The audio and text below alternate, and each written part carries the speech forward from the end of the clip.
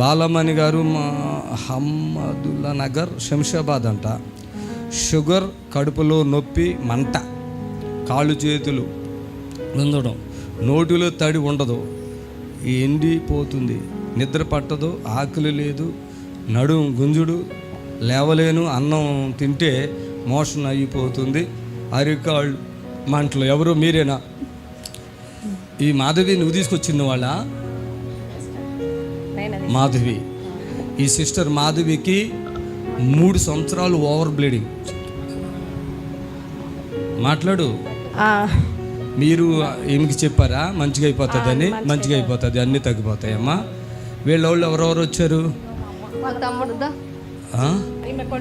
కొడుకు వచ్చాడా? ఓకే, మంచిగా అయిపోతారు. మాధవి తెలుసా మీకు? మీ వదినేనా?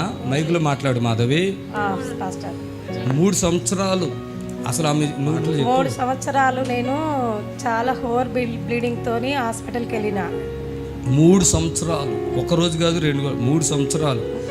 ఈమె ఇంకొక ఆమెను చూసి వచ్చింది, అంతే కదా? ఇప్పుడు బిడ్డ నీ మనవరాలు. ఆమెకి లివర్ ప్రాబ్లం వచ్చేసి, ఇంకా గుండె ప్రాబ్లం వచ్చేసి, అన్ని ప్రాబ్లం వచ్చి భర్త వదిలేసాడు. ఇక నువ్వు వద్దు నాకు, అంతే కదా? అలాంటి పిల్ల నల్లగా అయిపోయింది, ఇప్పుడు ఎంత తెల్లగైంది కదా, అసలు గుర్తుపట్టకుండా అందం కూడా వచ్చేసింది. అవునా బాబు? లేదా కదా? అందం అసలు ఎలాగ వచ్చింది తెలుసా? మసీద్ పూసుకుని వచ్చిందేమన్నంతగా వచ్చింది. ఇక్కడ ప్రేయర్ చేశాను, నెక్స్ట్ వీక్లో నేను గుర్తుపడతలే ఆమెను, మంజుల కదా, వనజ గుర్తుపడతలే. అంత అందమైపోయింది, తెల్లగా అయిపోయింది. భర్త అన్నాడే ఇక ఇక్కడ ఉండొద్దు రా, వచ్చేసి అని తీసుకెళ్ళిపోయాడు. చప్పట్లు కొట్టాడు గట్టిగా. ఎట్లా జరుగుతాయి ఇక్కడ, అర్థమైందా? ఎన్నో అలా జరుగుతాయి. మీ మదర్ బాబు, ఇవన్నీ తగ్గిపోతాయమ్మా. మొత్తం క్లోజ్ చేస్తాము, తర్వాత మాట్లాడతాను ఇంకా. God bless you. కూర్చోండి.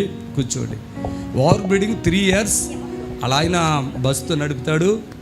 అసలు ఎలా వచ్చిందో ఆమె, అంత బాధలు వచ్చింది. సంపూర్ణంగా దేవుడు విడిపించాడు. చప్పట్లు కొట్టాను గట్టిగా. ఓకే.